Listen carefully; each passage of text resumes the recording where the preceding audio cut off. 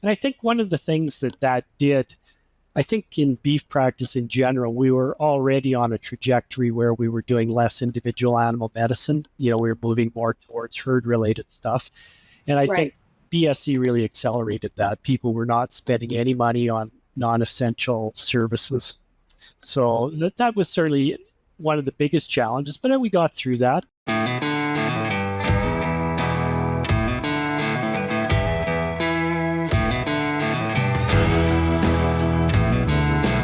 Welcome to the Beef Podcast. I'm your host, Brandy Buzzard, and it's my pleasure to bring you the latest trends and issues from the best and brightest minds in the beef industry. Today, we're joined by Dr. Mike Jelinski, managing partner with the Veterinary Agri Health Services in Alberta, Canada, which is a 6-person beef cattle practice focusing on cow-calf and feedlot production, research, and teaching. The practice received the Canadian Veterinary Medical Association Practice of the Year Award in 2015, and also a partner with Mosaic Veterinary Partners, which owns 7 mixed animal practices located in Alberta and Saskatchewan, and 3 small animal practices in Calgary. In addition to management responsibilities, Dr. Jelinski takes an active interest in the field services and student teaching components of the practice and currently holds a clinical teaching appointment in the Faculty of Veterinary Medicine's Distributed Learning Community at the University of Calgary.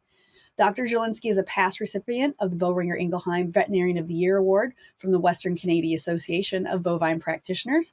And I'm really looking forward to hearing his insight and experience from his long and storied career in beef cattle practice. I'm very excited to have him on the podcast today. So let's get to that.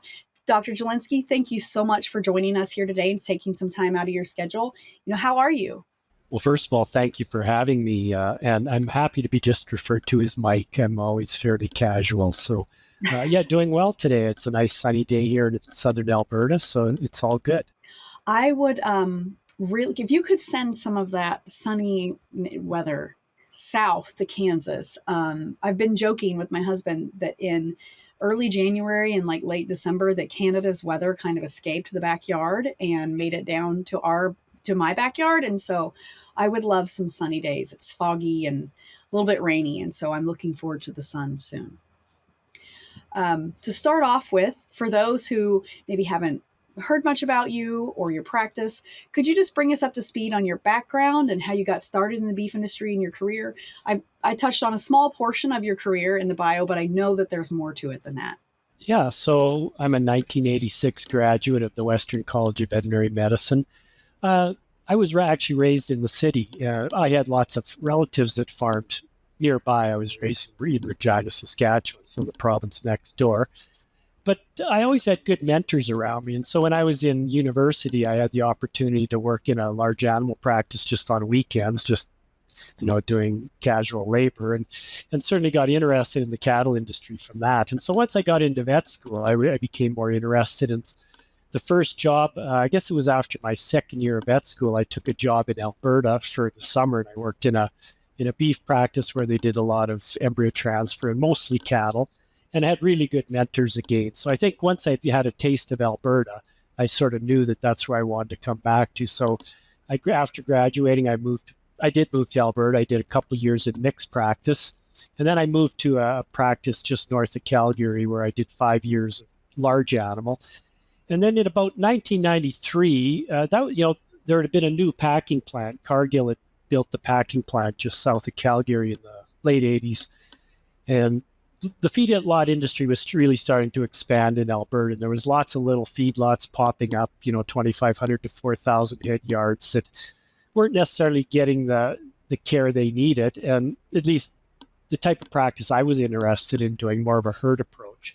So in 1993, I started Veterinary Agri Health Services, and my goal was really just to sort of focus on sort of delivering, more herd health related type services, as opposed, I'd certainly done more than my share of middle of the night calvings and individual animal medicine, but I was interested in, sort of the epidemiological approach.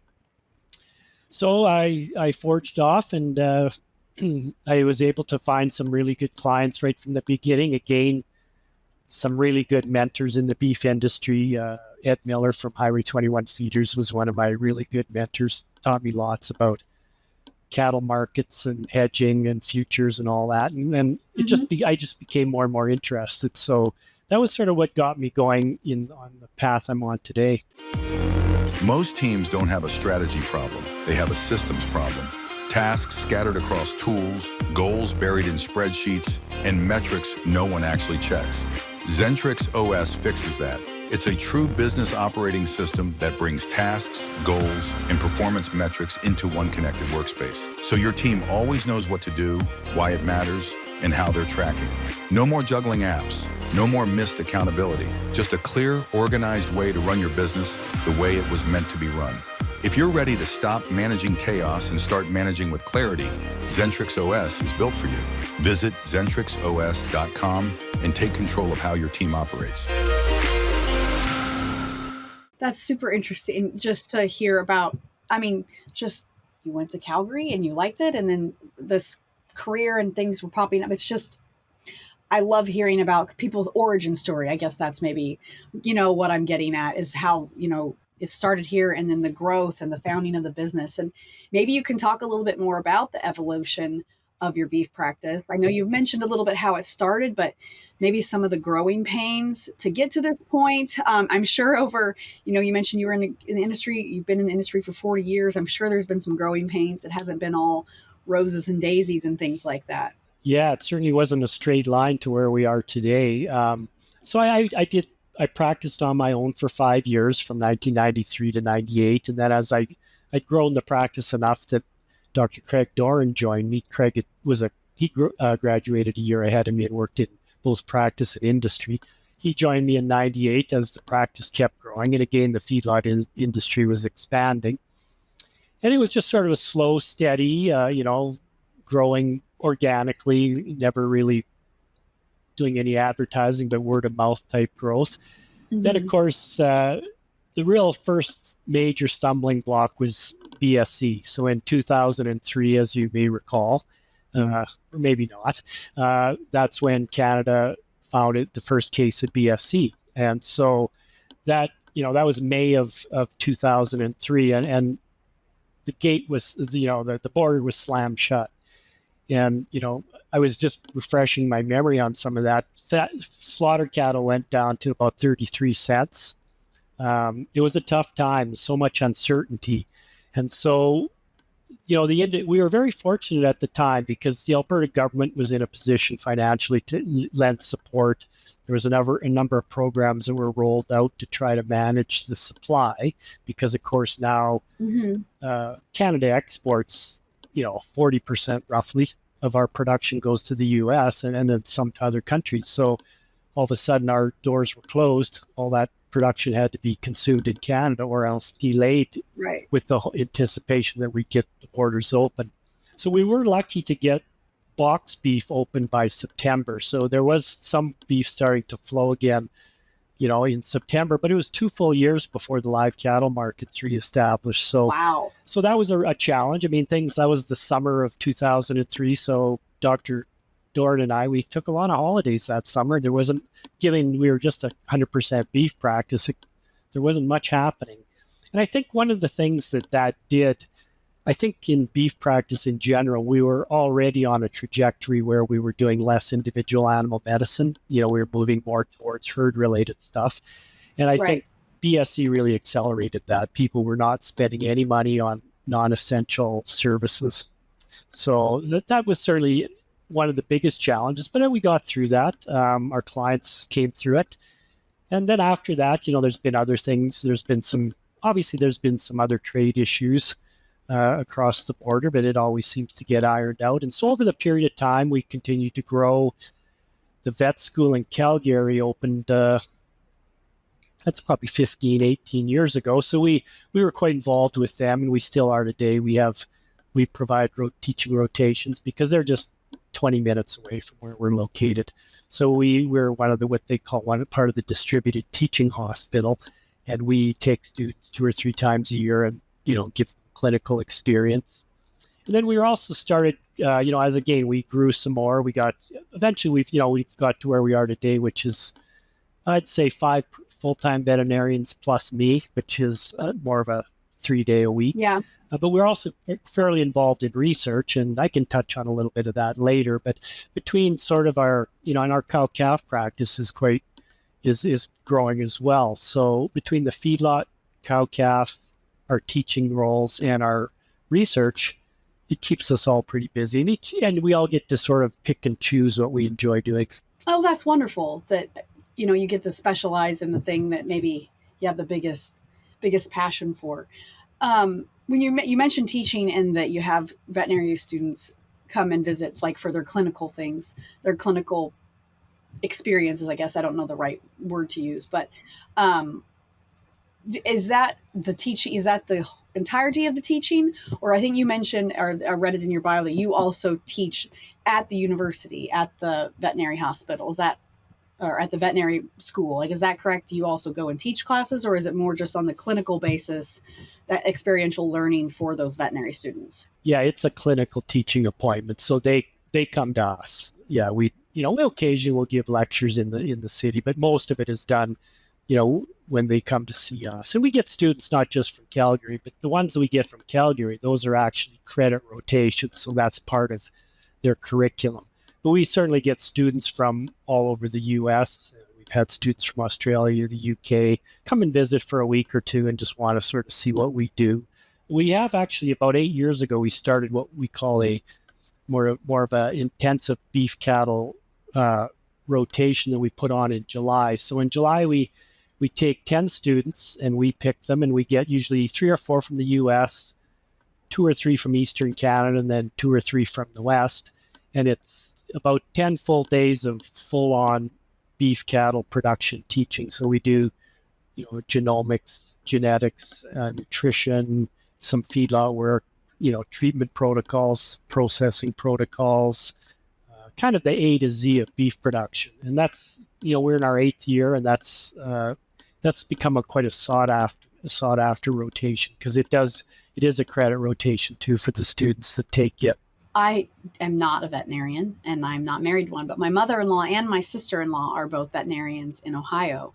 And so I have never done a clinical rotation, but I remember that portion of my sister-in-law's life, and just how she went all around the country to different, how valuable that was to her to be immersed in a different practice and a different experience, and learn from veterinarians like yourself with, long experience careers, and just kind of soak that all in, things that aren't necessarily, obviously the technical things that you learn in the classroom, but also just the non-technical things of being in a veterinary practice every day, in and out, and those kind of things. And she's spoken to me about like just the value of those clinical rotations for sure. And that's wonderful that you provide that opportunity for those students. Yeah, and of course, the demographic of the average vet student has changed over the decades here. If you go back to, when the Western College of Veterinary Medicine was started in, I guess it was about 1966, and it was put in Western Canada to service the livestock industry. But back then, the vast majority of the students were guys from the farm. And of course, that's changed substantially for a number of reasons. One of the reasons, of course, is just the explosive growth of small animal practices. Definitely, fueled even rural practices. So we have more students coming that don't necessarily have a farming background. So that's why the clinical side, is really important to them, just to get out and get experience working directly with producers and cattle. It's probably more important today than it's ever been. And also because, in the earlier days gone by, you could get a job as a summer student, after your 3rd year. And if you were in a 1 or 2 man practice in rural Western Canada, they let you do quite a bit of stuff. Nowadays, of course, with the rules around, veterinary care, it's highly structured and highly restricted. So that's basically, when you're a student, you're only going to get to do things under direct supervision, and fairly limited at that. So yeah, the clinical side has become quite important for the students. As someone who their career goal is to just be a small, when I say just be a small, I don't mean that that's a lesser vet. I mean, they just want to focus on small animals. Does a small animal veterinarian still have to come and do a beef cattle clinical rotation so that they have that experience in their career? Yeah, that's a great question. So that goes back to the whole concept we refer to as streaming. So, if you look at the engineers, of course, they finish 1 year. Most of them would finish 1 year of general engineering and then stream it to civil or electrical or mechanical. The veterinary profession has never done that. There's definitely more flexibility now, where in your fourth year you can pick rotations that suit your interest. But the profession has always felt that they want still to give you that broad base, and partly because if you ever, let's say, for example, you were interested in food production and cattle, and you were to get injured somewhere in that career and you couldn't do that anymore, and you decide you still want to practice, could you return to small animal practice, right? So if you've never done any and you didn't do any, and you didn't take those rotations, it's going to be a steep hill to climb to get up to speed. So the profession has always felt we're better served having a more, at least the first few years, of general education, and then in that clinical year, they do give them opportunities to select whether it's small animal, swine, cattle, feedlot production, whatever. So there's definitely and much more flexibility today than there used to be, but not 100% where you get to pick and do nothing but, and you're going to end up, doing some small animal surgery, and you're going to also end up doing some food animal rotations. Right. Oh, I mean, that's probably beneficial all around. I want my veterinarian, our veterinarian that we use, for daily calls is, it's a all animal practice. And so I know that we can rely on them to help us, whether it be with our dogs or our cat or our cattle. So that, that's reassuring. Since we're kind of on the topic of veterinary education, you've mentioned a few things that have changed over the years, but, broader scope, how has veterinary education changed from the beginning of your career when you were a veterinary student to becoming a veterinarian and open your own practice, and then now that you teach veterinarian students, like how is that, have there been some really stark changes throughout that time? Yeah, for sure. That's the one for, certainly there's more clinical exposure now. So when I was in my last year of vet school, that was when they still had you still took classes at the same time you were doing rotations. Now virtually every vet school has gone away from that model. So the fourth year is all clinical rotations. So they'll be moving from one practice to another. Or some of that may occur in the vet school itself, but they're done their sort of, if you want to refer to it as book learning at the end of third year in your exams, most of that will have been done already. And so fourth year is, strictly devoted to clinical rotations. Mm-hmm. I think the other thing that's happened too, of course, is there's been a change in the demographic, and it's been good. Like if you look back at my class, so the Western College, there were 76 students, and I think 44 females and 24 males. And so it was around 1982, I think, that we sort of passed the 50-50 mark where there was more females than males. And of course, over the last 20, 30 years, that's increased. So now most classes, and this isn't just Western Canada, this is North America and even in Europe as well, Australia, where the classes tend to be closer to 80 to 90% female. And then, which is great. It's been really good for our profession. But of course, that shifting demographic has sort of changed a little bit for our labor requirements, because understandably, they do take some time off to have families, and that's wonderful. So, but I think, when I was a new grad, there might have been maybe, what we'd say 1.2 full-time equivalents, so 1.2 veterinarians per job. Now, I think, if I'm not mistaken, that's like 1.8. So that means, there's a lot of people job sharing, and which is good. But of course, what's happened is two things happened. There's more job sharing, but there's also been an explosive growth of small animal care. And so that's how, I'm sure you've heard about the shortage of veterinarians, and this discussion's been going on for 20 years. And I think what happened is that the veterinary colleges it was hard to anticipate where this was going. And so we did get into a shortage. But if you look at it now, I mean, in Canada, there's 5 vet schools. 4 of them are in the process of increasing enrollment. 6 vet schools, I'm sorry. In the US, they're building a number of schools. They're increasing enrollment at a number. Same thing in Europe. So we're really scrambling to try to fill that gap. I do worry a little that we might overshoot the mark because,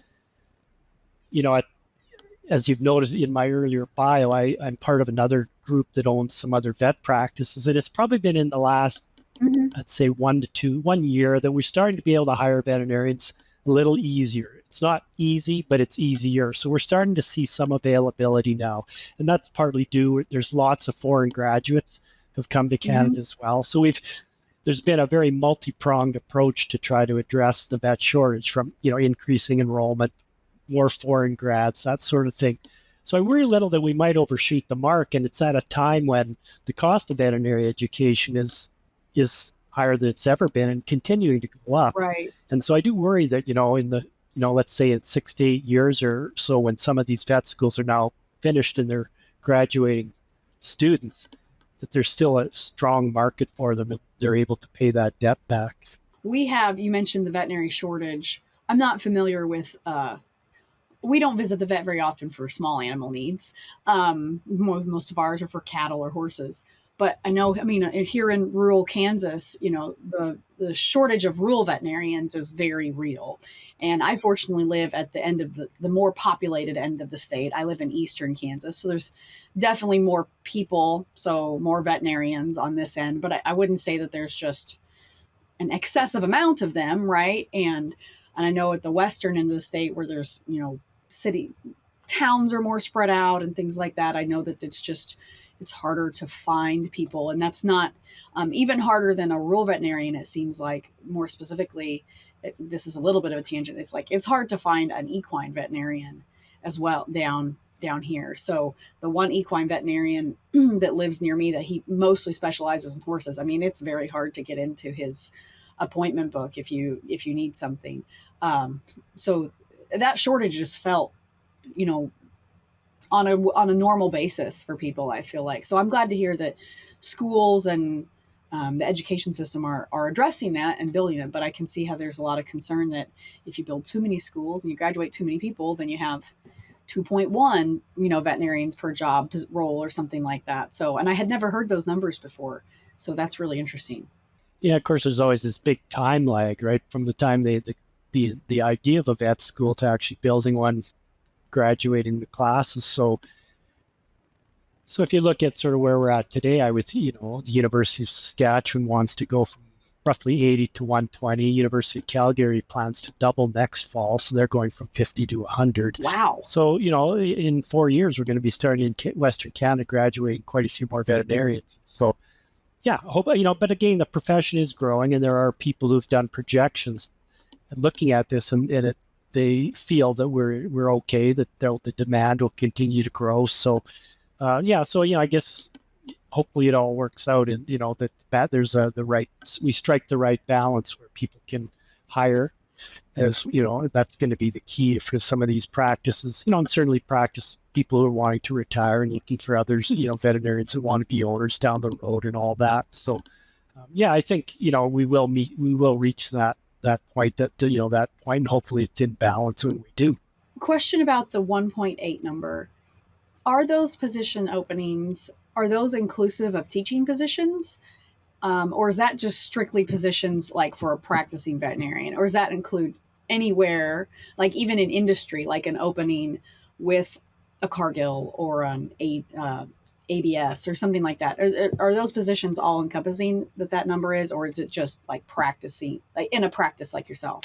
Good question. And, I have to reflect on where that data came from, but I think it's sort of more industry wide. And your point is a good one as well, that if you look at pharmaceutical companies, they hire a lot more veterinarians today than they once did too, because, the pharmaceutical industry, certainly on the cattle side, it's become more complex. Things like a lot of the beta agonist products and the implant products, they're just more complex to use. And so there's more veterinarians that play a role in, helping deliver how to use those products. So there's more veterinarians there. If you even think about universities, any university now that would be doing, experiments using lab animals, almost all of them now would have a veterinarian on staff taking care of the lab animal colonies. That wasn't necessarily the case 35 years ago. Mm-hmm. So I think veterinarians have found their ways into other niches, and that takes up some of them as well. Yeah, those are not facets that I would have thought about. Had you not mentioned them. Like I said, I'm not a veterinarian, and I don't work in the pharmaceutical industry. So there's a large number of people that go into that. And so I thank you for kind of addressing that question. I want to pivot a little bit because you touched on this earlier. You manage your business, you're practicing, you're teaching, but you also mentioned research and that you do a lot of research in your practice. So do you have any research that you want to share with us, or, something that you're really excited about, a project that you're working on? Love to hear more about that. Yeah. So there's lots of research going on. And what I've learned over time is that I've always made the comment that I'm not the smartest one in the room, but I usually can figure out who is. And so we've been very fortunate in our practice to align ourselves with really good people. And they come from the university environment. They come from the government environment. What I have failed to mention is my brother is also a veterinarian, and he teaches at the college in Saskatoon. So we've done lots of projects with him, but currently we have three interesting things going on. One of the projects we're working with University of Saskatchewan and the University of Regina is a technology called probe capture, and it's a little bit like PCR, but it allows you to sort of look and find things that you don't know are there. So one of the challenges we've had, if you look at beef cattle practice, feedlot specifically, where, our morbidity mortality has actually gotten worse over the last 20 years. It kind of keeps creeping up in spite of, better vaccines, better antimicrobials, a better understanding of the epidemiology. And we're all puzzled by that.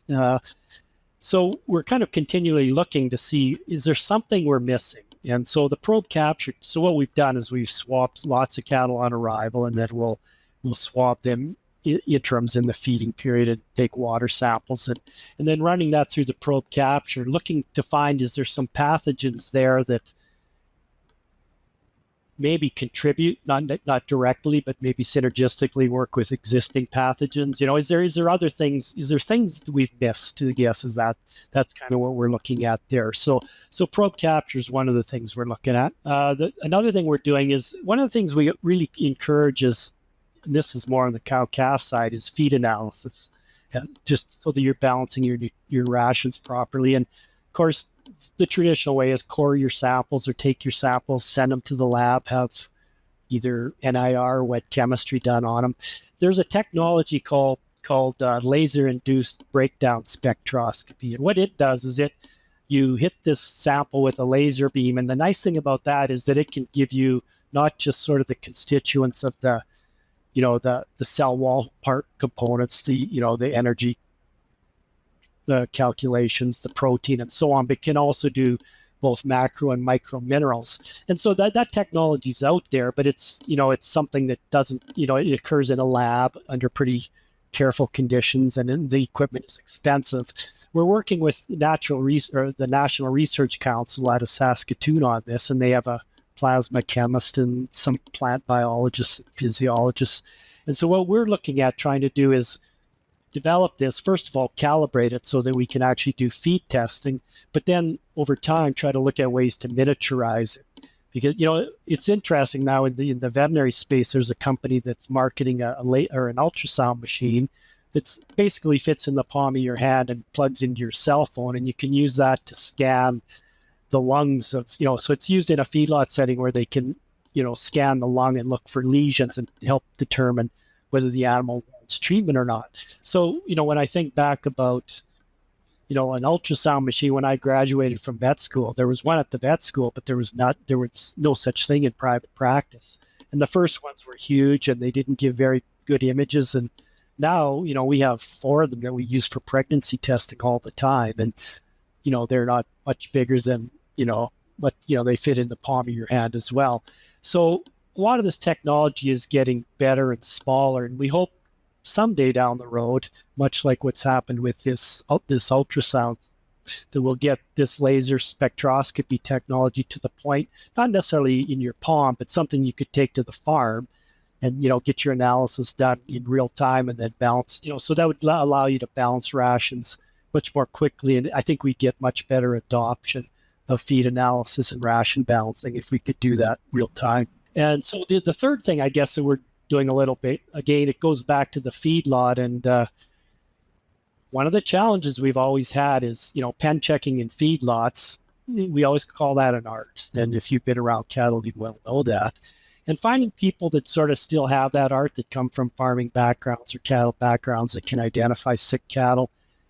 There certainly is a teachable thing, but if you can come from a background where you've had experience, it's much better. And so one of the things we've always tried to do, though, is how do we best determine of those cattle that are pulled, which ones warrant therapy? Because, traditionally the way we do it is we pull cattle that look to be sick, and then we use a temperature cutoff and maybe some clinical signs, and then that becomes our criteria for a case definition of whether they get treated.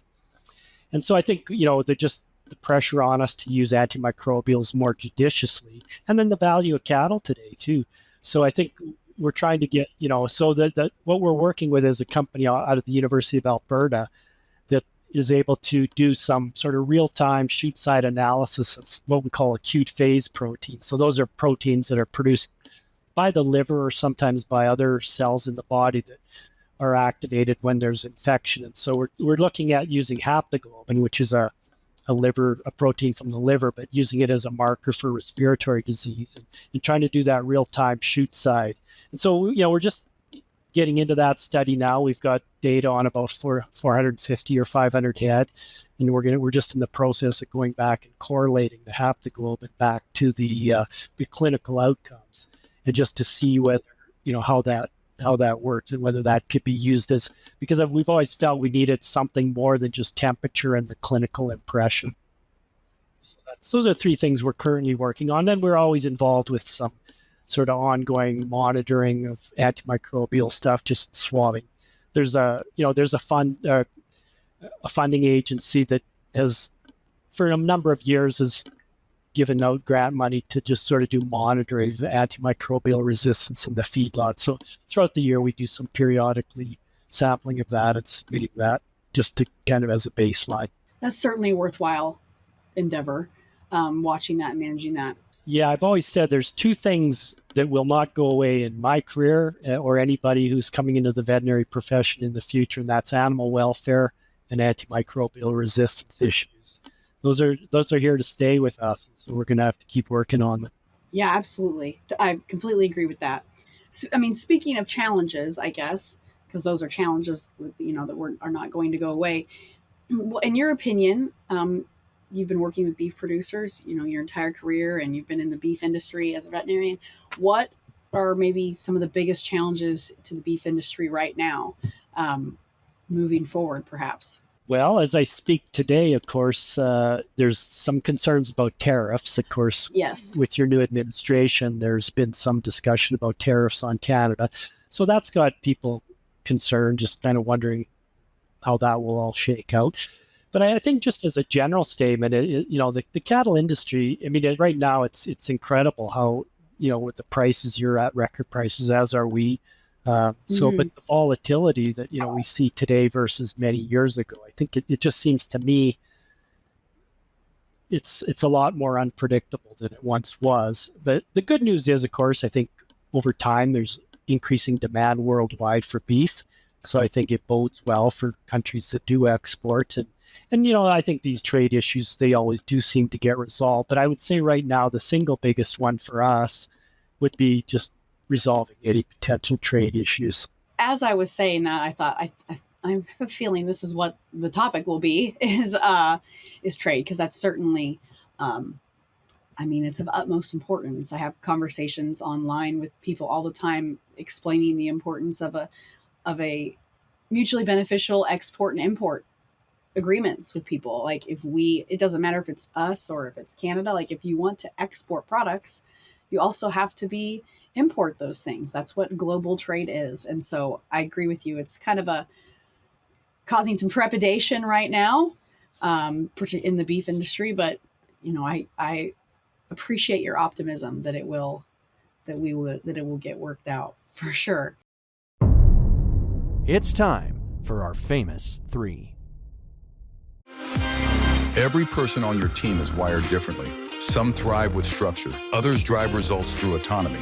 Some process information fast and move on. Others need depth before they decide. And when the wrong person is in the wrong seat, not because of skill, but because of how someone is built, performance suffers and no one knows why. Zentrix Insights maps exactly that. Behavioral patterns, cognitive style, and natural work preferences are all visible in 15 minutes. So you stop guessing who should own what and start putting the right people in the right seats. Because the best teams are not just talented, they are well placed. Visit ZentrixInsights.com.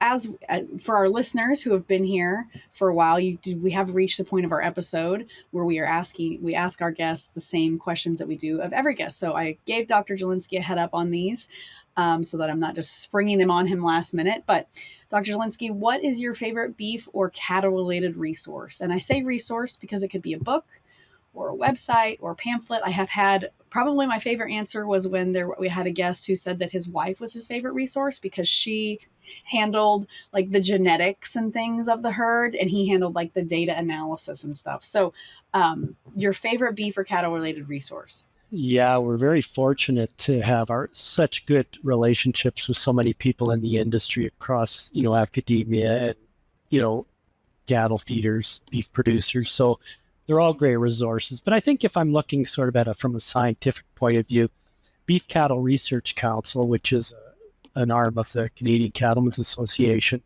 is very active on the research side, and they grant many grants each year going to multiple areas of the industry, and then they release that information as it becomes available. So I would say Beef Cattle Research Council, they would be a really good go-to for most of the things we want to stay current on. You are not the first person to say that to BRSC, BCRS, I think. No, I said that bad. BCRC. Yes, BCRC. You're not the first person to give that answer. So it is a widely accepted, valuable resource to have. So I am a little biased there too, because I have sat on their research review committee for many years. So I do get to see sort of the projects that come through, and it's great. They get a really nice cross-section of applicants. All right. So moving on from the beef side of it, let's change tack. And what is your favorite non-beef or cattle-related book, or one that you're currently reading? Yeah, so I tend not to read much fiction. I guess when I read, I always kind of want to learn something from it. So at Christmas time, I did get a few books for Christmas. I did read actually Malcolm Gladwell. I do sort of enjoy his books, and his newest one is Revenge of the Tipping Point. Oh. So he goes back to some of the early parts that, A Tipping Point was one of his earliest books. And so he reflects on that and sort of expands a little bit about how the tipping point influences things. And he gets into it a little deeper now as he's had some over the years to reflect on that concept. So that was kind of an interesting book.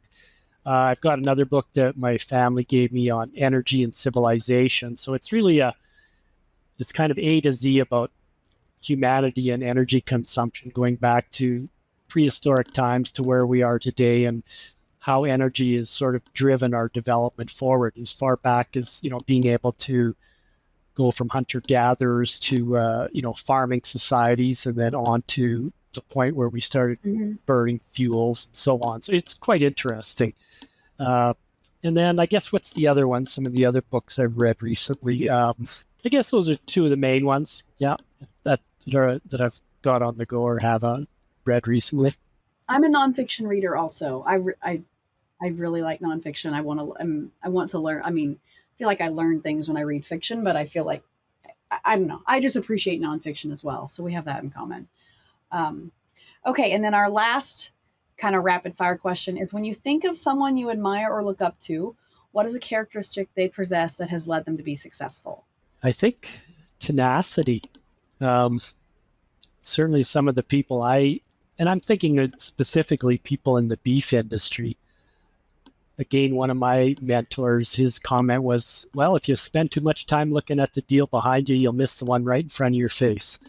And that's, things, if we don't keep looking forward and kind of powering through some of these things, we'd want to just throw in the towel. So I do admire, and that's pretty much almost a general statement of people in the beef industry anyway, is it does take a fair amount of commitment and tenacity, because there are new challenges. I mean, even if you think about the meat industry and potentially, the either lab-grown meats or some of the, plant-based meats, what sort of potential impact can they have down the road? And, so there's always sort of things popping up that can become obstacles. And I think just knowing what your goals are and seeing the future and just staying focused on that. So tenacity would be, I think, a characteristic that I would be quite admirable of.